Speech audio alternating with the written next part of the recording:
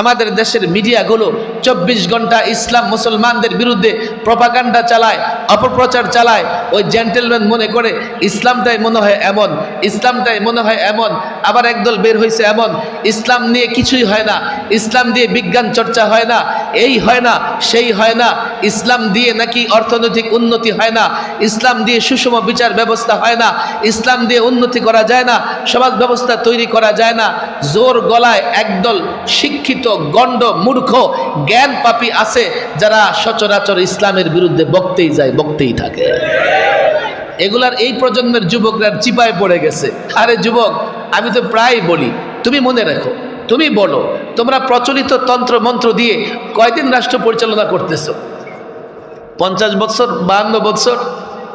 আর তুমি কি জানো তোমার পূর্বপুরুষ মুসলিম শাসকরা ইসলাম দিয়ে কমপক্ষে 1000 বছর গোটা দুনিয়া শাসন করেছে। তুমি আজকে ইউরোপের সভ্যতা দেখো, ইউরোপের উন্নতি দেখো, ইউরোপের শিল্প বিপ্লব দেখো, তুমি ইতিহাস দেখো। এই ইউরোপ, স্পেন মুসলিম শাসকরা, তোমার পূর্বপুরুষ মুসলিম যুবকরা কম পক্ষে 782 বছর শাসন করেছে। মুসলিমরা যদি ইউরোপ শাসন না করত, এখনো পশ্চিমারা পাহাড়ের গর্তে বসবাস করত। আমাদের একটা প্রতিবেশী দেশ আছে, ইসলাম পছন্দ হয় না, মুসলমান ধরে ধরে রাম রাম স্লোগান দেওয়ানোর চেষ্টা করে, আছে না নাই? অথচ মুসলিমদের পরিচয় মিটে গেলে ওদের পরিচয় দেবার মতো কিছুই নাই। এখনো সকালবেলায় বদনা হাতে আর লোটা হাতে, বোতল হাতে রেল লাইনের জঙ্গলের দিকে দৌড়ায়। এই ভারতবর্ষ, ভারত, বাংলাদেশ, পাকিস্তান, নেপাল, ভুটান সহ মুসলিম শাসকরা দীর্ঘ সময় শাসন করেছে। শুধুমাত্র মোগলরাই এই ভারত 400 বছর শাসন করেছে। আজকে ইসলামের ইতিহাস তারা মুছে দেবে, তাদের ইতিহাস মুছে যাবে, তাদের পরিচয় মুছে যাবে। কেন জানেন তারা কি নিয়ে গর্ববোধ করে? তারা বলে তাদের একটা লাল কেল্লা আছে, মুসলমানদের স্থাপনা, কুতুব মিনার মুসলমানদের স্থাপনা, আগ্রার তাজমহল মুসলমানদের স্থাপনা, আজমিরি বলো মুসলমানদের স্থাপনা। দিল্লির বাইরে নানা জায়গায় বাংলাদেশে এখন সায়েন্স গর্ববোধ করতে পারে, আমরা এই টেকনোলজিতে এই উন্নতি করেছি, এই উন্নতি করেছি। এখন একটা বিল্ডিং বানাইলে 100 বছর থেকে না। নদীর ওপারে আল্লামা শামসুল হক ফরিদপুরের মাদ্রাসা দেখো, লাল বড় কাটারা দেখো, ছোট কাটারা দেখো, লালবাগ কেল্লা দেখো, আহসান মঞ্জিল দেখো। তৎকালীন মুসলিম শাসকরা যে বিল্ডিং তৈরি করেছে 400 বছর, 450 বছর হয়ে গেছে, এখনো তা ধ্বংস হয় নাই। ডক্টর সলিমুল্লাহ সাহেব একজন আছেন, ছিলেন তো ভদ্রলোকটারে, টকশোতে ভালো কথা বলে। তার 2টা কথা আমার ইদানিং খুব ভালো লাগছে। এখন চিকিৎসা বিজ্ঞান গর্ব করে যে আমরা বড় উন্নতি করেছি। তিনি বলেন, হ্যাঁ তোমরা উন্নতি করছো না? আরে 300 বছর আগেও চিকিৎসা বিজ্ঞানের সব বই পুস্তক আরবিতে ছিল, এগুলো ইংরেজি অনুবাদ হয়ে বাংলাদেশে ঢুকেছে। আমাদের চিকিৎসকরা অনুবাদ পড়ে আর আলেমরা অরিজিনালটা পড়ে। আজকে অক্সফোর্ড বা কেমব্রিজ ইউনিভার্সিটি, যে ইউনিভার্সিটি নিয়ে আমরা গর্ব করি, করি কি করি না? ডক্টর সলিমুল্লাহ বলেন, আমি গবেষণা করে দেখেছি ইউরোপ আমেরিকার বড় বড় ইউনিভার্সিটিগুলো প্রতিষ্ঠা হয়েছে মাদ্রাসা শিক্ষাকে নকল করে। মুসলমানরা ইতিহাস বলে গেছে, আর যে জাতি ইতিহাস বলে যায় সে জাতি নিজের পায়ে কখনো দাঁড়াতে পারে না। আমি একজন আলেম, ডাক্তারের কাছে যেতে লজ্জাবোধ করি না। আমি একজন আলেম, ইঞ্জিনিয়ারের কাছে লজ্জাবোধ করি না যেতে। কেন? আমি ডাক্তার নই, আমি ইঞ্জিনিয়ার নই, কিন্তু একটা যুবক, একটা ব্যবসায়ী, একজন বণিক, একজন নেতা, একজন লিডার, একজন ডাক্তার, একজন ইঞ্জিনিয়ার আলেমের কাছে যেতে লজ্জাবোধ করে, নিজে আলেম হয়ে যায়। সে আসলে আলেম হয় না, শয়তান হয়। বিচারটা দেখছেন কেমন? তুমি ডাক্তার ভালো কথা, তুমি ইঞ্জিনিয়ার ভালো কথা, তুমি লিডার ভালো কথা, তুমি ডাক্তার ইঞ্জিনিয়ার লিডার হয়েও তো তুমি অন্য পেশার লোকদের কাছে যাও। আলেম থেকে সাধারণ মানুষকে দূরে রাখবে, এটা শয়তানি চক্রান্ত, এটা শয়তানি চক্রান্ত। শয়তান মনে করে যতক্ষণ পর্যন্ত সাধারণ মানুষ থেকে আলেম দূরে থাকবে, আলেম সাধারণ মানুষ থেকে দূরে থাকবে, সাধারণ মানুষ আলেম থেকে দূরে থাকবে, তো সাধারণ মানুষকে তত সহজেই গোমরা করা যাবে। আপনি আলেমের কাছে যাবেন না আলেম আপনার কাছে যাবে? সময়টা বড় কঠিন চলতেছে। এই অবস্থায় আপনি আলেমের সঙ্গে থাকবেন কেন? দ্বীনের বিষয়ে আলেমকে জিজ্ঞেস করতে হবে। বাংলাদেশের আইন শৃঙ্খলা বাহিনী, বাংলাদেশের বুদ্ধিজীবীদের জরিপে একথা প্রকাশিত হয়েছে, যেখানে ধর্মীয় প্রতিষ্ঠান বেশি ওই এলাকার লোকেরা নিরাপদে থাকে বেশি। বাংলাদেশের আপনাদের এই তো নদীর ওপারে জামিয়া কোরআনিয়া আরবিয়া, জামিয়া হুসাইনিয়া আশরাফুল বরকাটার মাদ্রাসা, পত্রিকার জরিপে লালবাগ এলাকার কথা আছে। লালবাগ এলাকার গলি দিয়ে সারা রাত হাঁটা যায়, আপনি আপনার এলাকার গলি দিয়েও সারা রাত হাঁটতে পারবেন না। আর সেটা যদি মিরপুর অঞ্চল হয়, সন্ধ্যার পরে গলির মাথায় লোকজন দাঁড়িয়ে থেকে আপনার মোবাইল ঘড়ি টড়ি সব নিয়ে যাবে। পত্রিকার রিপোর্ট এটা। কেন? যে এলাকায় দ্বীনি প্রতিষ্ঠান থাকে সেই এলাকায় একটা সুন্দর সামাজিক ব্যবস্থা তৈরি হয়। নতুন ঢাকায় এমন হয় যে একজন লোক মারা গেছে,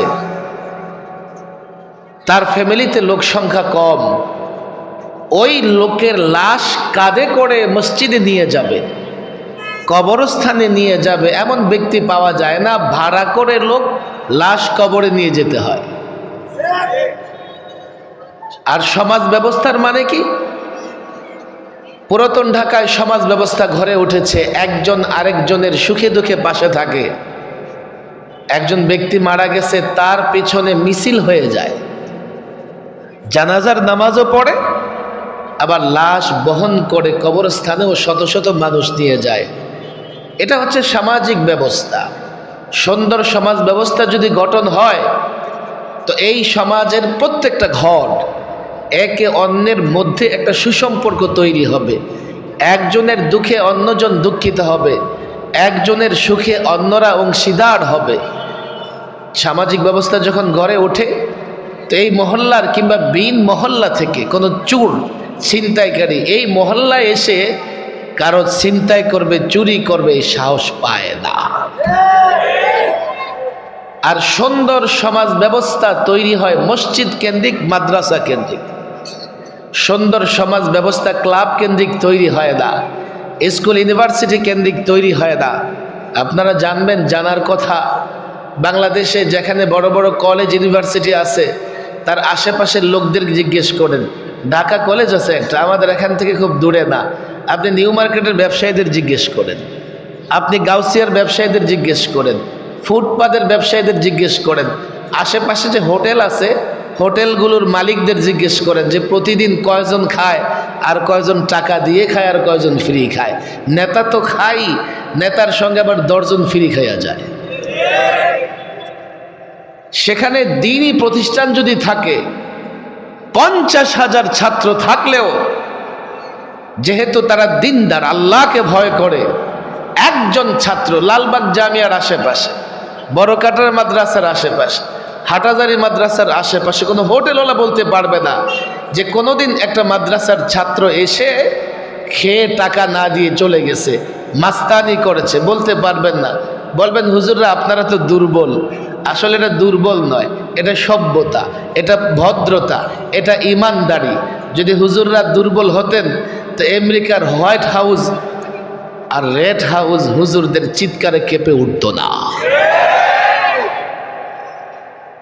এই যে আলেম ওলামাদের মাঝে মধ্যে জুলুম নির্যাতনের শিকার হয়, আপনারা মনে করবেন এটা মনে হয় আমাদের এখান থেকে হয়। আরে ওদের এই সাহস আছে নাকি? আলেম ওলামাদের উপরে নির্যাতন হোক, জুলুম হোক, এর পিছনে Delhi, Tel Aviv, white house, red house, যাদের ইশারা বরদাস্ত করতে পারে না আমার দেশের সরকারগুলো, না হলে এদেশের রন্ধ্রে রন্ধ্রে যেই দলই করুক না কেন, প্রত্যেক দলের সমর্থক কর্মী নেতা ওরা আলেম ওলামাদের মহাব্বত করে, আলেম ওলামাদের বিরোধিতা করতে ভয় পায়। কথা ঠিক না বেটি?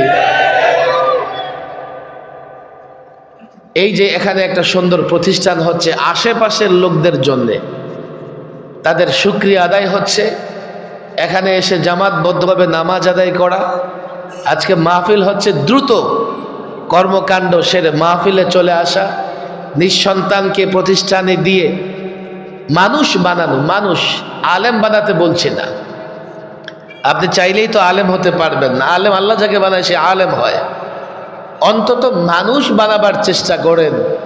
3 বৎসর নুরানি মক্তবে পড়ান। আমি প্রায় বলি 3 বৎসর যদি আপনি আপনার সন্তানকে নুরানি মক্তবে পড়ান তো অন্তত 3টা গ্যারান্টি আপনাকে দিতে পারবে। 1, আপনার এই সন্তান আপনি বৃদ্ধ হয়ে যাবেন, আপনাকে বৃদ্ধাশ্রমে পাঠাবে না। 2, আপনার এই সন্তান কোনোদিন মাদকাসক্ত হবে না। 3, আপনার সন্তান কোনোদিন নাস্তিক হবে না। বানান, ডাক্তার বানান, ইঞ্জিনিয়ার বানান, উকিল বানান, ব্যারিস্টার বানান। আমার দরকার আছে, আমি অসুস্থ হলে ডাক্তারের কাছে যাই, বাড়ি বানানোর প্রয়োজন হলে ইঞ্জিনিয়ারের কাছে যাই, মামলা মোকদ্দমা লড়াই করব তো উকিল এবং ব্যারিস্টার অ্যাডভোকেটের কাছে যাই। দরকার আমার আছে, কিন্তু শুধু দরকার ওই প্রফেশনাল ব্যক্তির দরকার নয়, মানুষের দরকার। যদি মানুষ তৈরি না হয়, ডাক্তার হয়, তো রুগীর পকেট কাটতে কাটতে কলিজা পর্যন্ত কেটে ফেলবে। ইঞ্জিনিয়ার হলে রডের বদলায় বাঁশ দিবে। উকিল ব্যারিস্টার হলে আপনাকে কোর্টে এত ডেটে যেতে হবে, স্যান্ডেল ছিঁড়বে, মাথার চুলও উঠে যাবে। মানুষ দরকার, মানুষ দরকার। আপনি সন্তানকে মানুষ বানাতে পারবেন না তো যেই সন্তানকে কোলে পিঠে করে মানুষ করেছেন, একজন সন্তানকে লালন পালন করা কত কঠিন মায়েরা জানে, বাবারাও জানে। এত কষ্ট করে সন্তানকে লালন পালন করিয়েছেন। ফরিদপুরের এক ঘটনা এসছে, পত্রিকা ছাপা হয়েছে ঘটনা। এক যুবক তার বাবার গায়ে কেরোসিন ঢেলে আগুন ধরিয়ে দিয়েছে। কেন? বাবার কাছে মোটর সাইকেল চেয়েছে, বন্ধু বান্ধবরা মোটর সাইকেল দিয়ে ঘোরাফেরা করে, তার একটা মোটর সাইকেল নাই। বাবা বলেছে আমার তো তোমাকে মোটর সাইকেল দেওয়ার তৌফিক নাই। ছেলে কেরোসিন ঢেলে বাবার গায়ে আগুন ধরিয়ে দিয়েছে। এর মানে হচ্ছে মোটর সাইকেলের চাইতেও তার কাছে তার বাবার মূল্য কম। কেন? ছেলেকে মানুষ করা যায় নাই। ছেলে মানুষ হবে না, আপনার আদরের সন্তানই আপনার জন্য গজবে পরিণত হবে। আর যদি ছেলে মানুষ হয় তো এই সন্তান আপনার খাদেম হবে, সেবক হবে। আর শিক্ষা ব্যবস্থা ছাড়া কখনো সন্তান মানুষ হয় না। আপনি একটা বাচ্চার সামনে মোমবাতি ধরিয়ে দেন না, মোমবাতিতে আগুন লাগায় রেখে দেন, বাচ্চাটা মোমবাতি ধরবে না ধরে থাকবে? কেন? সে জানে না মোমবাতিতে যে আগুন আছে, এই আগুন তাকে জ্বালিয়ে দিতে পারে। আপনি যদি সন্তানকে শিক্ষাই না দেন, সে জানবে না, বুঝবে না, আর না বুঝে না জেনে অন্যায় করে আগুনে ঝাঁপ দেবে। শিক্ষা ব্যবস্থা কতটা জরুরি আমাদের দেশের যুবকরা নানা কারণে এটা নিয়ে ভাবতেই চেষ্টা করে না। কিন্তু জানো, পশ্চিমারা ঠিকই ভাবতেছে, শুধু তাদের শিক্ষা ব্যবস্থা নিয়ে নয়, তোমার শিক্ষা ব্যবস্থা কি হবে এটাও তারা ঠিক করে দিচ্ছে। আল্লামা মুফতি আমিন রাহিমাহুল্লাহ বুখারীর দর্সে লম্বা তাকরির করতেন এই বিষয়ের উপরে, যে মানুষ তার অঙ্গ প্রত্যঙ্গ দিয়ে যা কিছু করুক না কেন কমান্ড করে তার ব্রেন। ব্রেন সিদ্ধান্ত নেয়, তো ব্রেনের কমান্ড অনুযায়ী হাত এই জায়গায়, ওই জায়গায়, পা ও জায়গায়, নানা জায়গায় হাত পা কাজে লাগে। এই জন্য কারো ব্রেন যদি সিদ্ধান্ত নিতে না পারে, কারো ব্রেন যদি নষ্ট থাকে, সে পাগল হয়, তো হাত পাকে সে কন্ট্রোল করতে পারে না, যথাযথ জায়গায় হাত পা ব্যবহার করতে পারে না। ফলে রাস্তায় দাঁড়িয়ে যায়, পেশাব করে, কাপড় খুলে ফেলে, এদিকে হাত মারে, ওদিকে হাত মারে। কথা ঠিক না বেঠিক? কেন? তার ব্রেন সঠিক কাজ করতেছে না। আর ব্রেনকে কন্ট্রোল করে শিক্ষা। মানুষ যেমন জানবে তার ব্রেন থেকে সেদিকেই নিয়ে যাবে। মনে করেন এখান থেকে বের হয়ে আমি সোয়ারিঘাট যাব, রাস্তা একটা গেছে মডেল কেরানীগঞ্জের দিকে, তাই তো, আর আরেকটা গেছে কোথায়? সোয়ারিঘাটের দিকে। এখন আমি জানতেছি যে সোয়ারিঘাটটা এদিকে না ওদিকে, আমার এলেম এটা, আমার জানা এটা।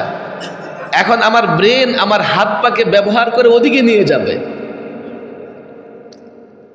মানুষের শিক্ষা তার মেমোরি, তার ব্রেন, তার মগজকে নিয়ন্ত্রণ করে।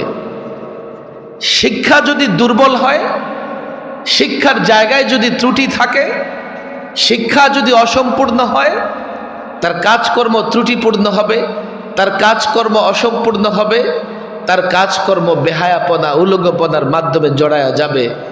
এই জন্যেই পশ্চিমারা আমাদের এখন শিক্ষা ব্যবস্থায় অলরেডি হাত দিয়ে দিয়েছে।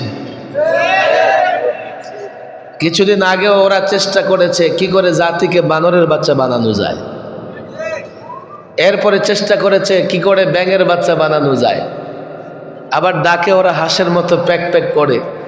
এখন চেষ্টা করতেছে কি করে অভিশপ্ত ট্রান্সজেন্ডার বানানো যায়। আমার দেশের এই আমলা বা এই যে রাজনীতিবিদ যারা ক্ষমতা ছাড়া কিচ্ছু বুঝে না, ওদের মাথায় কিচ্ছু নাই। শিক্ষা জাতির মেরুদণ্ড হলে তোমার শিক্ষা ব্যবস্থা তুমি ঠিক করো, তোমার শিক্ষা ব্যবস্থা ঠিক করে দেয় অন্যরা, এর মানে হলো এই দেশ এবং জাতিকে মেরুদণ্ডহীন করার চক্রান্ত চলতেছে। আজকে বুঝো না, একদিন বুঝবা। আজকে দলের কারণে বুঝো না, একদিন বুঝবা। আজকে ক্ষমতার কারণে বুঝো না, একদিন বুঝবা, কিন্তু সেদিন কিছুই করার থাকবে না। শিক্ষা ব্যবস্থা যদি ওরা শেষ করতে পারে, প্রত্যেকটা যুবক প্রত্যক্ষ পরোক্ষভাবে তাদের গোলামে পরিণত হবে। হয়ে গেছে, অলরেডি হয়ে গেছে। আমাদের খেলোয়াড়দের কারণে, আমাদের নর্তকীদের কারণে, নায়ক নায়িকাদের কারণে যুবকদের ভেতরে, ম্যাক্সিমাম যুবকদের ভেতরে মা বাবার প্রতি মহব্বত নাই। খায় বাপেরটা, রান্না বান্না করে মা, আর ঘরে ছবি টানায় রাখে নায়ক নায়িকা নর্তকী খেলোয়াড়দের। আপনি বলবেন হুজুর সমস্যা কি, যুবক মানুষ বুঝে না। বুঝবেন যেদিন খেলোয়াড়ের মহব্বতে আপনার পেটে চুরি চালাইয়া দিবে, তখন বুঝবেন। যখন খেলোয়াড়ের মহব্বতে আপনার ব্যবসায়িক প্রতিষ্ঠান ফেলে রেখে খেলায় মগ্ন থাকবে, আর আপনি বুড়ো বয়সে দোকানে বসে থাকবেন, আপনি বুড়ো বয়সে কাজ করবেন। অধিকাংশ মা বাবা বলতে থাকে যে সন্তানরা কথা শোনে না। শুনবে কেমনে? এই সন্তান বড় হয়েছে নর্তকীর প্রেমে পড়ে, এই সন্তান বড় হয়েছে খেলোয়াড়ের প্রেমে পড়ে। পত্রিকা কেটে কেটে বইয়ের পৃষ্ঠায় পৃষ্ঠায় খেলোয়াড়ের ছবি লাগিয়ে রাখে, নর্তকীর ছবি লাগিয়ে রাখে, নায়ক নায়িকার ছবি লাগিয়ে রাখে। এই ছেলে যখন বড় হবে, আবার যখন বিয়ে করবে, আপনি সেবা আশা করেন আপনাকে আলাদা করে রাখবে, বেশি যদি ক্যাটক্যাট করেন তো ধরে বৃদ্ধাশ্রমে পাঠাইয়া দেবে। আফসোস করেন সন্তান মানুষ হয় না। সন্তান তো আপনাদের কারণে মানুষ হচ্ছে না। কি হয়ে গেল শিক্ষা ব্যবস্থায়? কাল আমি দেখলাম, আমি একটা নিউজ দেখে আমাকে একজনে দিল, একটা জাতীয় দৈনিকে একটা নিউজ প্রচারিত হচ্ছে। সেটা কি? কিশোরগঞ্জের 6ষ্ঠ শ্রেণীর ইসলামী শিক্ষা বইয়ের ভেতরে দেব দেবীর ছবি দিয়া ভরা। এর আগে যখন নতুন শিক্ষাবর্ষের বই পুস্তক দেওয়া শুরু হয়েছে, তখন একটা এমন হয়েছে যে ইসলামী বইয়ের শেষ পৃষ্ঠায় দুর্গার ছবি।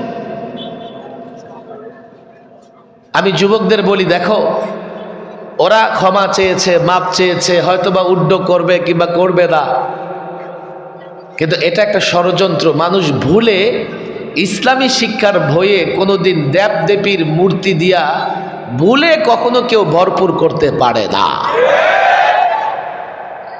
এটা হচ্ছে তোমাদের টাচ করে দেখতেছে। আরে ভাই, আমরা একথা বলি না অন্য ধর্মের লোকদেরকে ইসলাম শেখাও, ইসলামের অনুমতি নাই।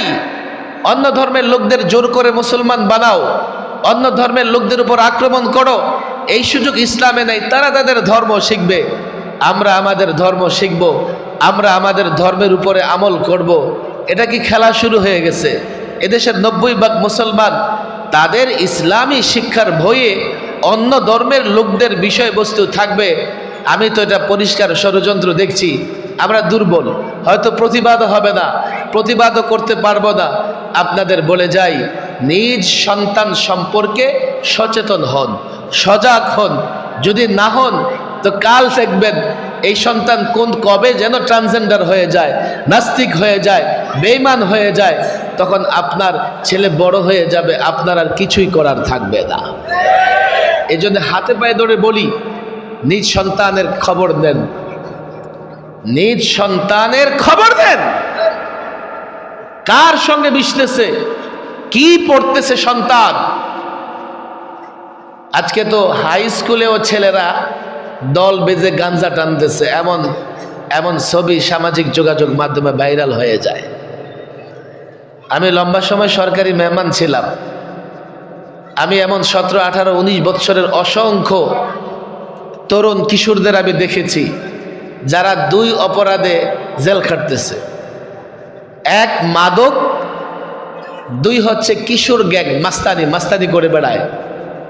এলাকার 4টা-5টা কিশোর একসঙ্গে মিলে ঘুরে এদিকে হানা দেয়, ওদিকে হানা দেয়, আবার ওদের মধ্যে একাধিক দল বিদল গ্রুপ হয়ে যায়, পরস্পরে মারামারি করে। আরেকটা হচ্ছে মাদক বাংলাদেশে এতটা সহজলভ্য, মাদক থেকে যেই মাদকের মামলায় জেলে যায়, জেলে গিয়ে আবার সেই মাদকই খায়। এবং এটা নিরাপদ, এখানে আর গ্রেফতার হওয়ার কোনো কি নাই, চান্স নাই, ভয় নাই। একটা ফ্যামিলির একজন যদি মাদকাসক্ত হয় তাহলে পুরো ফ্যামিলি বরবাদ হওয়ার জন্য যথেষ্ট, পুরো ফ্যামিলি বরবাদ হওয়ার জন্য যথেষ্ট। এই জন্যে দিনই শিক্ষার কোনো বিকল্প নাই। হাতে পায়ে ধরে বলি, শুধু আমাদের দিকে তাকায় থাকবেন না। আপনার সন্তানকে মানুষ করার দায়িত্ব আপনার, আপনার সন্তানকে দিন শিক্ষা দেওয়ার দায়িত্ব আপনার, আপনার সন্তানকে নাস্তিক না হয় সেই তালিম দেওয়ার দায়িত্ব আপনার। আমরা শুধু আপনাদের সতর্ক করতে পারি, আমরা শুধু আপনাদের সামনে বিষয়গুলো তুলে ধরতে পারি, কাউকে বাধ্য করবার মতো আমাদের কোনো ক্ষমতা নাই। এই জন্যে বলি, এখানে একটা দিনই প্রতিষ্ঠান হচ্ছে, আমরা সকলেই এই দিনই প্রতিষ্ঠানের পেছনে শ্রম মেহনত দেব, সন্তানদেরকে কোরআনে কারিম শিক্ষা দেব তো ইনশাআল্লাহ। আপনারা যারা এখানে উপস্থিত হয়েছেন সবাই এই এলাকারই তো, কেউ বিন্দিসি তো না। এই মাদ্রাসার আশেপাশে কারা আছেন দয়া করে হাত উঠান তো দেখি। আশেপাশে যারা আছেন মাশাআল্লাহ, অনেকেই তো আশেপাশের লোকজন আছেন, অনেকেই আছেন। আর বাকিরা একটু দূর থেকে আসছেন। আতাসুর এলাকার কারা হাত উঠান তো দেখি। আতাসুরের বাকিরা কোথেকে আসছে? হ্যাঁ, ও এখানে চাকরি করে। আরে ভাই, যারা থাকেন এখানে চাকরি করেন আর ব্যবসা করেন, আশেপাশে যারা থাকেন হাত উঠান। হাত নামান, হাত নামান। ঠিক আছে, আওয়াজ করতে হবে না। মানে আগে যারা হাত উঠেছে ওরা বাড়িওয়ালা, স্থানীয়। আচ্ছা আচ্ছা, পরে যারা হাত উঠেছে তারা চাকরি করে। মাশাআল্লাহ, চাকরি করে নাই।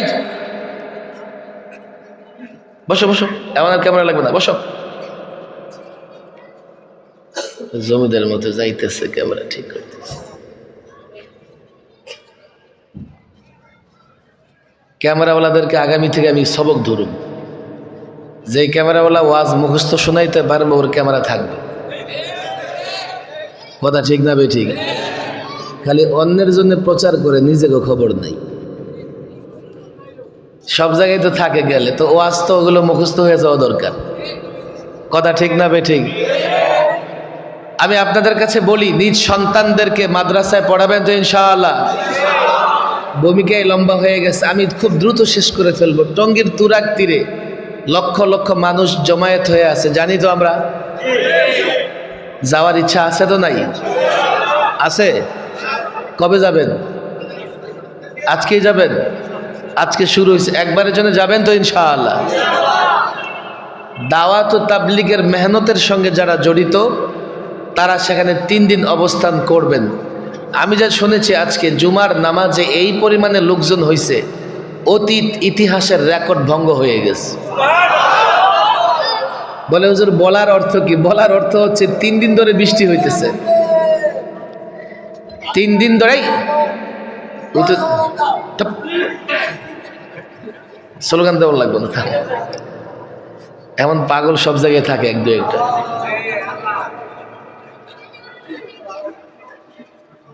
স্লোগান দিস না, ওর স্টেজে বসে আনো, এই স্টেজে আসো।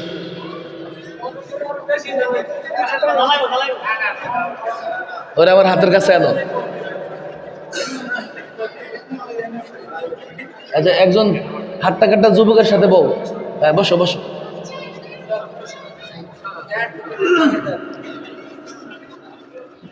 আপনারা খেয়াল করেন, আমার আগে থেকে নিয়ত ছিল যে আমি ইস্তেমার ইতিহাস আজকে শোনাবো। বর্তমান সময়ে যে দাওয়াত ও তাবলীগের একটা মেহনত চলতেছে। এটা মূলত শুরু করেছেন হযরত ইলিয়াস আখতার কান্দলবী রহমতুল্লাহ আলাই। হযরত ইলিয়াস রহমতুল্লাহ নাম জানি তো আমরা। কাজটা শুরু হয়েছে 1920-এ। কাজটা শুরু হয়েছে কবে? এখন কত? 2024। প্রায় কতদিন হয়ে গেছে? 104 বছর। অনেক কথা আছে। এর আগেও দ্বীনি দাওয়াত তালিম তাবলীগের কাজ ছিল। এক এক সময় এক একভাবে এক এক আলেম কাজ শুরু করেছেন। বর্তমান সময়ে সবচাইতে ব্যাপকভাবে হযরত ইলিয়াস আখতার রহিমাহুল্লাহর পদ্ধতিতে দাওয়াত ও তাবলীগের কাজ চলতেছে। এর বাইরেও অনেকেই করতেছেন, কিন্তু এটা একটু ব্যাপক হচ্ছে, যার ফলে টঙ্গীতে বিশ্বের দ্বিতীয় বৃহত্তর জমায়েত হয়। শুরু করেছেন কোথায়? মেওয়াতিদের মধ্যে। দিল্লির দক্ষিণাঞ্চলে একটা এলাকা আছে, এটাকে মেওয়াত বলা হয়। মেও জাতি যেখানে বসবাস করে, মেও জাতি যেখানে বসবাস করে, তারা আসলে নামে মুসলিম ছিল, কিন্তু তাদের কর্মকাণ্ড আমল আখলাক মুসলিমের মতো ছিল না। হযরত ইলিয়াস আখতার রহিমাহুল্লাহ সেখানে শুরু করেন। আমি সেই ইতিহাস বলবো না। বাংলাদেশে যে ব্যক্তি সেই কাজ চালু করেন তার নামটা বলেন দেখি। আলেম ওলামাদের জানা থাকলে বলেন। আজকে যদি ইজতেমা শুরু হয়েছে, এটাই আমি আলোচনা করব। নামটা আল্লামা শামসুল হক। বলেন বলেন, আল্লামা শামসুল হক। আরো জোরে বলেন। আপনাদের ইতিহাস জানতে হবে। কেন জানেন? আপনাদের এপারেই উনি প্রথম এসে খানকা তৈরি করছিল, জিঞ্জিরা। কোথায়? আপনারা কি কেরানীগঞ্জ? জিঞ্জিরার পাশেই তো, বেশি দূরে তো না। বাংলাদেশে আল্লামা শামসুল হক ফরিদপুরি এই কাজ কীভাবে শুরু করেন, পুরো ইতিহাস বললে তো ঘন্টার পর ঘন্টা শেষ হয়ে যাবে। ইতিহাসটা আমি বলতেছি, শুনবেন। যদি মনে না রাখতে পারেন, আমার শেষের কথাগুলো বুঝবেন না। কেন? এই 3 দিনের ইজতেমার পর আবার আরেকটা ইজতেমা আছে না নাই? ওদেরকে বলা হয় আলমী শুরার তত্ত্বাবধানে, আর ওনারা হচ্ছে আমিরের তত্ত্বাবধানে। আল্লাহ মাফ করুন, দাওয়াত ও তাবলীগের উসুলে কখনো ময়দানে স্লোগান দেওয়ার সুযোগ নাই। এখন ওনারা ময়দানেও স্লোগান দিতেছে, মিছিল করতেছে বাইতুল মুকাররমে যে আমিররে আসতে দাও। এখনকার যে ইজতেমা হচ্ছে আলেম ওলামাদের তত্ত্বাবধানে। আমার কথা খেয়াল করে শুনবেন। একজন ডাক্তার, সে ডাক্তারি পেশা ভালো বুঝে, ইঞ্জিনিয়ারিং পেশা ভালো বুঝে। একজন আলেম দাওয়াত ও তাবলীগ, যেহেতু ইসলামের দাওয়াত ও তাবলীগের বিষয়ে একজন আলেমের চাইতে ডাক্তার ইঞ্জিনিয়ার বেশি বুঝতে পারে না। 2, আমি তোমারে দাওয়াতি মেহনত করে দাওয়াত ও তাবলীগের সঙ্গে জুড়া দিলাম, এখন তুমি আমাকে ছেড়ে চলে যাও। আল্লামা শামসুল হক ফরিদপুরি গেলেন উদয়পুর, খুলনার উদয়পুর গ্রামে মাওলানা আব্দুল হামিদ হালিম সাহেবের মাদ্রাসায়। গিয়ে নজর পড়ল একজন যুবকের দিকে। সেই যুবকের নাম মাওলানা আব্দুল আজিজ রাহিমাহুল্লাহ,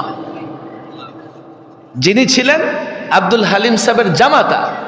বলে, তুমি আমার সঙ্গে চলো। হুজুর, কোথায় যাব? শ্বশুরের অনুমতি লাগবে। বলে, অনুমতি আমার, তুমি আমার সঙ্গে চলো। এই নৌজওয়ান আলেমকে নিয়ে সোজা চলে গেলেন কলকাতায়। আল্লামা শামসুল হক ফরিদপুরি এই মাওলানা আব্দুল আজিজকে নিয়ে সর্বপ্রথম 3 চিল্লা ক্যালকাটায় দিয়ে এসে খুলনার উদয়পুর গ্রামে যে মাদ্রাসা, সেই মাদ্রাসাকে মার্কাজ বানিয়ে হযরত ইলিয়াস আখতার রহিমাহুল্লাহর পন্থা অনুযায়ী দাওয়াত ও তাবলীগের কাজ শুরু করলেন। কিছুদিন এই মাদ্রাসায় মার্কাজ ছিল। মার্কাজ মাদ্রাসায় নিয়ে এসেছেন 2 জন আলেম। এরপরে এখানে জায়গা সংকুলন হয় না, মার্কাজ বানাইল বামনকান্দা হযরতে আব্দুল আজিজ রহিমাহুল্লাহর গ্রামের মসজিদে। সেখান থেকে চলে গেল খুলনা আরেক মাদ্রাসায়, দারুল উলুম খুলনা। এই মাদ্রাসার মসজিদকে বলা হয় তালাবওয়ালি জামে মসজিদ। সেখানে একবার ইজতেমার পরে শামসুল হক ফরিদপুরি মাওলানা আব্দুল আজিজ সাহেবকে বলতেছে, দেখো মানুষের মন এক জায়গায়, দেহ আরেক জায়গায়, কাজে বরকত হয় না। কি করা উচিত? এই যে তাবলিগের মার্কাজটাকে লালবাগ মাদ্রাসায় নিয়ে আসো। চতুর্থ মার্কাজ হলো লালবাগ মাদ্রাসা মসজিদ। এখানে লোকজন জায়গা হয় না, বলে আরে এতে তো লোকজন জায়গা হচ্ছে না, আরো বড় জায়গা লাগবে। লালবাগ মাদ্রাসার শাহী মসজিদের পশ্চিম উত্তর কোনায় আরেকটা মসজিদ আছে, যার সামনে বড় ময়দান আছে, এটাকে বলে খান মোহাম্মদ মসজিদ। মার্কাজ সেখানে স্থানান্তরিত করা হলো, সেখানে জায়গা হয় না। বলেন ঢাকায় দেখো কোথায় বড় মসজিদ আছে, বড় মাঠ আছে। লোকেরা খুঁজে পেল রমনার পার্কের কোনায় ছোট্ট একটা মসজিদ আছে, যাকে বলে মালওয়ালি মসজিদ, কিন্তু মসজিদ ছোট। হুজুর বললেন রমনা পার্ক তো বিশাল বড়, আমরা একটু জায়গা নিয়ে মসজিদটা বড় করে ফেলবো। এ হচ্ছে এখন বর্তমান কাকরাইল মার্কাজ। কিছুদিন ইজতেমা এখানে হয়েছে, কিছুদিন ইজতেমা বন্দরে হয়েছে নারায়ণগঞ্জে, এখন ইজতেমা হয় টঙ্গীর তুরাগ তীরে। কথা ঠিক না বেঠিক? আমি আপনাদেরকে বুঝাতে চেয়েছি এই কথাই, বাংলাদেশে বরাবরই দাওয়াত ও তাবলিগের মেহনত শুরু করেছেন আলেমরা। ইলিয়াস আখতার রহমাহুল্লাহ আমাদের একজন আলেম, আমাদের আকাবের দেওবন্দের একজন, বাংলাদেশে যিনি নিয়ে আসছেন শামসুল হক ফরিদপুরি, উনিও আমাদের আকাবের, আমাদের ওস্তাদদের ওস্তাদ, কাজ করেছেন উনি। এইভাবে কাজ হয়েছে। আমি আপনাদের বলি, আলেম ওলামাদের বাইরে গিয়ে কোনো দাওয়াতি তাবলিগের কাজ যদি করেন, সেই কাজে বরকত তো হবেই না, সেই কাজ একটা সময় গিয়ে সঠিক পথে পরিচালিত হবে না। ইতিহাসটা মনে রাখার দরকার, ইতিহাসটা মনে রাখবেন। ভাই আজকাল কি হলো দেখেন, কেউ যদি বড় চেয়ারে বসে বা বড় পদ পায়, তো সে মনে করে সে ইসলামও বুঝে গেছে। অথচ কেউ যদি বড় চেয়ারে বসে বড় পদ পায়, সে ডাক্তার না হয় নিজেকে ডাক্তার মনে করে না, ইঞ্জিনিয়ার না হলে নিজেকে ইঞ্জিনিয়ার মনে করে না, অথচ আলেম না হয়েই মনে করে সে পণ্ডিত হয়ে গেছে। আমি একজন আলেম, ডাক্তারের কাছে যেতে লজ্জাবোধ করি না। আমি একজন আলেম, ইঞ্জিনিয়ারের কাছে লজ্জাবোধ করি না যেতে। কেন? আমি ডাক্তার নই, আমি ইঞ্জিনিয়ার নই, কিন্তু একটা যুবক, একটা ব্যবসায়ী, একজন বণিক, একজন নেতা, একজন লিডার, একজন ডাক্তার, একজন ইঞ্জিনিয়ার আলেমের কাছে যেতে লজ্জাবোধ করে, নিজে আলেম হয়ে যায়। সে আসলে আলেম হয় না, শয়তান হয়। বিচারটা দেখছেন কেমন? তুমি ডাক্তার ভালো কথা, তুমি ইঞ্জিনিয়ার ভালো কথা, তুমি লিডার ভালো কথা, তুমি ডাক্তার ইঞ্জিনিয়ার লিডার হয়েও তো তুমি অন্য পেশার লোকদের কাছে যাও। আলেম থেকে সাধারণ মানুষকে দূরে রাখবে, এটা শয়তানি চক্রান্ত, এটা শয়তানি চক্রান্ত। শয়তান মনে করে যতক্ষণ পর্যন্ত সাধারণ মানুষ থেকে আলেম দূরে থাকবে, আলেম সাধারণ মানুষ থেকে দূরে থাকবে, সাধারণ মানুষ আলেম থেকে দূরে থাকবে, তো সাধারণ মানুষকে তত সহজেই গোমরা করা যাবে। দাওয়াত ও তাবলিগের মেহনত টঙ্গীর তীরে চলতেছে, আমাদেরও সেখানে থাকার কথা, কিন্তু দেখেন এই মাদ্রাসার মাহফিলের ডেটগুলো আগে থেকেই হয়ে গেছে। এখন আমরা পড়েছি বিপদে, প্রোগ্রাম বাদও দিতে পারি না, মাদ্রাসার মাহফিল ক্ষতিগ্রস্ত। আর সবাই যে টঙ্গীতে যায় এমন না। 16 কোটি মানুষের মধ্যে কয়েক ভাগ মানুষ, মানুষ তো 16 কোটি, ওখানে যায় হয়তো 10 থেকে 20 লাখ। এই যে দেখেন আজকে এখানে কত লোকজন জমায়েত হয়ে গেছেন। আপনারা যদি না আসতাম, আপনারা টঙ্গীতেও যেতেন না, আপনাদের সামনে দিনের কথাও বলা যেত না। তবে এটা আমাদের নিয়ত থাকতে হবে যে আমরা প্রত্যেকে এই সিস্টেমে, এখন যেহেতু এই সিস্টেমটা বড় ব্যাপকভাবে প্রচার লাভ করেছে, এই সিস্টেমে প্রত্যেকে দাওয়াত ও তাবলিগের মেহনত করবো তো ইনশাআল্লাহ। আলেমদের সঙ্গে থেকে না আলেমদের সঙ্গে রেখে? সঙ্গে রেখে না থেকে? আলেমদের সঙ্গে থেকে না আলেমদেরকে সঙ্গে রেখে? আপনি আলেমের কাছে যাবেন না আলেম আপনার কাছে যাবে? যে আমাদের সঙ্গেও আলেম আছে, তোর কপাল পোড়া, তুমি আলেমের সঙ্গে থাকতে পারলা না, আলেম তোমার সঙ্গে থাকে। আর যে তোমার সঙ্গে থাকে সে যে কয় নম্বর আলেম, এটা জানতে বুঝতে বাকি থাকে না। আজকাল তো ইমামও এমন পাওয়া যায়, ডিম বিরিয়ানি খেয়ে ইমান বিক্রি করে দেয়, এমন হয়। আজকাল অনেক ওস্তাদ এমন হয়ে গেছে, ছাত্রের মাথা বিক্রি করে। পীর এমন হয়ে গেছে, মুরিদের মাথা বিক্রি করে। আর নেতাদের কাজই তো কর্মীর মাথা বিক্রি করা, আর কর্মীও জানে যে 500 টাকা দিলে মাথা বিক্রি করে নেতার পিছনে দৌড়াই আর স্লোগান দেই নেতার চরিত্র ফুলের মতো পবিত্র, অথচ সে জানে যে তার নেতার কোনো চরিত্রই নাই। সময়টা বড় কঠিন চলতেছে। এই অবস্থায় আপনি আলেমের সঙ্গে থাকবেন কেন? দ্বীনের বিষয়ে আলেমকে জিজ্ঞেস করতে হবে। যদি আলেম আপনার সঙ্গে থাকে তাহলে বুঝতে হবে তার মধ্যে কোনো গড়বড় আছে, ডালমে কুছ কালা হয়। এই জন্যে দাওয়াত ও তাবলিগের এই মেহনতের সঙ্গে জড়িত থাকবো তো ইনশাআল্লাহ। আমি এই কথাগুলো এই জন্যই বলি, আপনারা যারা জান নাই, আমি মনে করি না যে আপনারা মেহনত পছন্দ করেন না, দাওয়াত ও তাবলিগকে পছন্দ করেন না। তবে ইদানিং বড় আশ্চর্য আশ্চর্য প্রশ্ন আসতেছে। এক লোক প্রশ্ন করে বলে, হুজুর 40 কি জায়েজ? আমি বললাম না, এটা বেদাত। 40 কি জিনিস? মৃত ব্যক্তির এন্তেকালের 40 দিন পরে অনেক উৎসব আয়োজন অনুষ্ঠান করা হয়, এটা দেশে এখন আছে না নাই? এটারে 40 বলে। কি বলে? সুনির্দিষ্ট দিনে মৃত ব্যক্তির জন্যে দোয়া করানো কিংবা গরিব মিসকিনদের খাওয়ানো, যেহেতু এটা রুসুমাত কুসংস্কার অন্তর্ভুক্ত, আমরা এটাকে বেদা বলি, নাজায়েজ বলি। আমার সে বলে কি, হুজুর তা আপনারা খালি 40 দিন লাগান 40 দিন লাগান এই কথা বলেন, এটা কি বেদাত না? আপনারাও তো 40 দিন করেন, খালি চিল্লা চিল্লা করেন, এটাও তো বেদাত। আমি বলি, দেখো তুমি দুইটাই 40, তবে তোমাদের 40 আমাদের 40-এর মধ্যে পার্থক্য আছে। কি পার্থক্য? আমরা শুধু 40 বলি না, 3 দিনও বলি, বলি কি বলি না? 10 দিনও বলি, 40 দিনও বলি, সালও বলি, জীবন চিল্লাও বলি। আমরা কোনোটাকে সুনির্দিষ্ট করতে চাই না। তারপরও যদি তুমি মনে করো যে না, কোনো সংখ্যাই বলবেন না, সমস্যা নেই, তুমি আসো, 1 ঘন্টার জন্য আসো, 2 ঘন্টার জন্য আসো, 1 দিনের জন্য আসো, দাওয়াত ও তাবলিগের মেহনতে 1 মুহূর্তের জন্য আসো, তোমার জন্য কোনো বাধা নাই। তাহলে কেন বেদাত হবে? জরুরি মনে করলে সেটা বেদাতের অন্তর্ভুক্ত হবে। তুমি 40 দিনে 40 করো কেন? 39 দিনে খাওয়াও, 41 দিনে খাওয়াও, 41 দিনে দোয়া করো, 38 দিনে দোয়া করো, বেদাত হবে না। বেদাত তখনই হয় শরীয়ত আমার জন্য যা স্থির করে নাই, আমি নিজ থেকে যদি স্থির করে নিয়ে সোয়াবের আশায় সেটা করি, সেটাই আমার জন্য বেদাত হবে। এই ধরনের লোকজন সমাজে তৈরি হয়ে গেছে, যারা দাওয়াত ও তাবলিগের মেহনত নিয়ে নানা রকমের বক্তব্য দেয়। তোমার এই পন্থা ভালো লাগে না? আসল কাজ হচ্ছে দাওয়াত ও তাবলিগের কাজ করা, তুমি অন্য পন্থায় করো। তুমি কোনো পন্থায় দাওয়াত ও তাবলিগের কাজ করবা না, অথচ একটা কাজ চলতেছে তার বিরোধিতা করবা। এই বিরোধিতা তো শয়তান ছাড়া অন্য কেউ করতে পারে না। ومن أحسن قولا ممن دعا إلى الله وعمل صالحا وقال إنني من المسلمين। ওই ব্যক্তির কথা থেকে কার কথা উত্তম?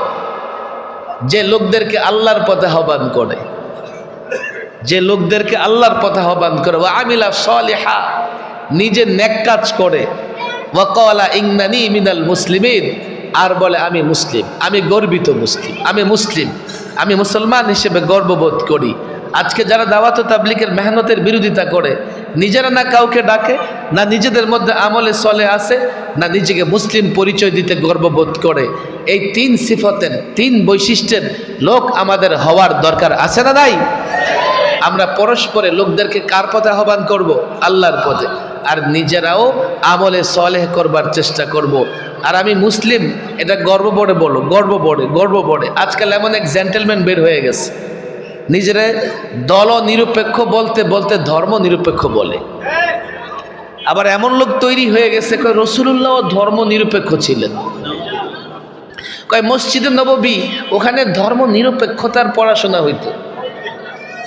রসুল কি ধর্ম নিরপেক্ষতার নবী না ইসলামের নবী? রসুল ইসলামের প্রচার করেন নাই, তো যিনি ইসলামের নবী, ইসলাম প্রচার করেছেন, উনি আবার ধর্ম নিরপেক্ষ কেমনে হয়? উনি ইসলাম পক্ষ, ওনার প্রত্যেকটা কাজকর্ম ইসলাম পক্ষ। এমন জেন্টেলম্যান তৈরি হয়ে গেছে, নিজে মুসলিম এই ধরনের পরিচয় দিতে গর্ববোধ করে না। এর আসল কারণ কি জানেন? সে ইসলামটাই বুঝে নাই।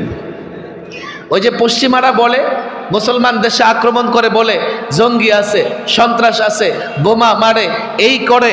আমাদের দেশের মিডিয়াগুলো 24 ঘন্টা ইসলাম মুসলমানদের বিরুদ্ধে প্রপাগান্ডা চালায়, অপপ্রচার চালায়। ওই জেন্টেলম্যান মনে করে ইসলামটাই মনে হয় এমন, ইসলামটাই মনে হয় এমন। আবার একদল বের হয়েছে এমন, ইসলাম নিয়ে কিছুই হয় না, ইসলাম দিয়ে বিজ্ঞান চর্চা হয় না, এই হয় না, সেই হয় না, ইসলাম দিয়ে নাকি অর্থনৈতিক উন্নতি হয় না, ইসলাম দিয়ে সুষম বিচার ব্যবস্থা হয় না, ইসলাম দিয়ে উন্নতি করা যায় না, সমাজ ব্যবস্থা তৈরি করা যায় না। জোর গলায় একদল শিক্ষিত গণ্ড মূর্খ জ্ঞান পাপী আছে যারা সচরাচর ইসলামের বিরুদ্ধে বকতেই যায়, বকতেই থাকে। এগুলার এই প্রজন্মের যুবকরা চিপায় পড়ে গেছে। আরে যুবক, আমি তো প্রায় বলি, তুমি মনে রাখো, তুমি বলো, তোমরা প্রচলিত তন্ত্র মন্ত্র দিয়ে কয়দিন রাষ্ট্র পরিচালনা করতেছো? 50 বছর, 52 বছর। আর তুমি কি জানো তোমার পূর্বপুরুষ মুসলিম শাসকরা ইসলাম দিয়ে কমপক্ষে 1000 বছর গোটা দুনিয়া শাসন করেছে। তুমি আজকে ইউরোপের সভ্যতা দেখো, ইউরোপের উন্নতি দেখো, ইউরোপের শিল্প বিপ্লব দেখো, তুমি ইতিহাস দেখো। এই ইউরোপ, স্পেন মুসলিম শাসকরা, তোমার পূর্বপুরুষ মুসলিম যুবকরা কম পক্ষে 782 বছর শাসন করেছে। মুসলিমরা যদি ইউরোপ শাসন না করত, এখনো পশ্চিমারা পাহাড়ের গর্তে বসবাস করত। আমাদের একটা প্রতিবেশী দেশ আছে, ইসলাম পছন্দ হয় না, মুসলমান ধরে ধরে রাম রাম স্লোগান দেওয়ানোর চেষ্টা করে, আছে না নাই? অথচ মুসলিমদের পরিচয় মিটে গেলে ওদের পরিচয় দেবার মতো কিছুই নাই। এখনো সকালবেলায় বদনা হাতে আর লোটা হাতে, বোতল হাতে রেল লাইনের জঙ্গলের দিকে দৌড়ায়। এই ভারতবর্ষ, ভারত, বাংলাদেশ, পাকিস্তান, নেপাল, ভুটান সহ মুসলিম শাসকরা দীর্ঘ সময় শাসন করেছে। শুধুমাত্র মোগলরাই এই ভারত 400 বছর শাসন করেছে। আজকে ইসলামের ইতিহাস তারা মুছে দেবে, তাদের ইতিহাস মুছে যাবে, তাদের পরিচয় মুছে যাবে। কেন জানেন? তারা কি নিয়ে গর্ববোধ করে? তারা বলে তাদের একটা লাল কেল্লা আছে, মুসলমানদের স্থাপনা, কুতুব মিনার মুসলমানদের স্থাপনা, আগ্রার তাজমহল মুসলমানদের স্থাপনা, আজমিরি বলো মুসলমানদের স্থাপনা। দিল্লির বাইরে নানা জায়গায় বাংলাদেশে এখন সায়েন্স গর্ববোধ করতে পারে, আমরা এই টেকনোলজিতে এই উন্নতি করেছি, এই উন্নতি করেছি। এখন একটা বিল্ডিং বানাইলে 100 বছর থেকে না। নদীর ওপারে আল্লামা শামসুল হক ফরিদপুরের মাদ্রাসা দেখো, লাল বড় কাটারা দেখো, ছোট কাটারা দেখো, লালবাগ কেল্লা দেখো, আহসান মঞ্জিল দেখো। তৎকালীন মুসলিম শাসকরা যে বিল্ডিং তৈরি করেছে 400 বছর, 450 বছর হয়ে গেছে, এখনো তা ধ্বংস হয় নাই। ডক্টর সলিমুল্লাহ সাহেব একজন আছেন, ছিলেন তো ভদ্রলোকটারে, টকশোতে ভালো কথা বলে। তার 2টা কথা আমার ইদানিং খুব ভালো লাগছে। এখন চিকিৎসা বিজ্ঞান গর্ব করে যে আমরা বড় উন্নতি করেছি। তিনি বলেন, হ্যাঁ তোমরা উন্নতি করছো না? আরে 300 বছর আগেও চিকিৎসা বিজ্ঞানের সব বই পুস্তক আরবিতে ছিল, এগুলো ইংরেজি অনুবাদ হয়ে বাংলাদেশে ঢুকেছে। আমাদের চিকিৎসকরা অনুবাদ পড়ে আর আলেমরা অরিজিনালটা পড়ে। আজকে অক্সফোর্ড বা কেমব্রিজ ইউনিভার্সিটি, যে ইউনিভার্সিটি নিয়ে আমরা গর্ব করি, করি কি করি না? ডক্টর সলিমুল্লাহ বলেন, আমি গবেষণা করে দেখেছি ইউরোপ আমেরিকার বড় বড় ইউনিভার্সিটিগুলো প্রতিষ্ঠা হয়েছে মাদ্রাসা শিক্ষাকে নকল করে। মুসলমানরা ইতিহাস বলে গেছে, আর যে জাতি ইতিহাস বলে যায় সে জাতি নিজের পায়ে কখনো দাঁড়াতে পারে না। কথা দীর্ঘ হয়ে যাচ্ছে, আমি লম্বা কথা বলবো না, আগেই বলেছি। আপনাদের কাছে মৌলিকভাবে আমার অনুরোধ, মাদ্রাসার সঙ্গে লেগে থাকবেন তো ইনশাআল্লাহ? সন্তানদেরকে মাদ্রাসায় পড়াবেন না বানরের বাচ্চা বানাবেন? তাকায় দেখেন সিলেবাস কোথায় গেছে। আপনি চাইলেই পরিবর্তন করতে পারবেন না, তবে আপনার সন্তানকে মানুষ করার দায়িত্ব আপনি নিতে পারেন। এক মন্ত্রী সাহেব কদিন আগে বলতেছে 80 লক্ষ টাকা খরচ করে স্কুল করলাম, ছাত্র নাই। 80 লক্ষ টাকা খরচ করে স্কুল করলাম, ছাত্র নাই। আর নুরানি মক্তব বেড়া নাই, চাল নাই, ছাত্র জায়গা দেওয়া যায় না। আবার ওরাই নাকি খুব বুঝে। কেন? মানুষ আজকাল বাস্তবতা বুঝে গেছে যে সন্তানকে বড় শিক্ষিত বানানোর চাইতেও আগে মানুষ বানানো দরকার। না হলে বড় শিক্ষিত যে জায়গায় বসবে সে বড় লুটেরা হবে, বড় দুর্নীতিবাজ হবে। সন্তানকে মানুষ বানাবেন, দ্বীনি শিক্ষার সঙ্গে সন্তানকে সম্পৃক্ত রাখবেন। আল্লাহ তাবারক ওয়া তাআলা আমাদের সকলকে এই তৌফিক দান করুন, আমরা যেন নিজ সন্তানকে মানুষের মতো মানুষ বানাতে পারি। ওমা তৌফিকি ইল্লা বিল্লাহ ওমা আলাইনা ইল্লাল বালা।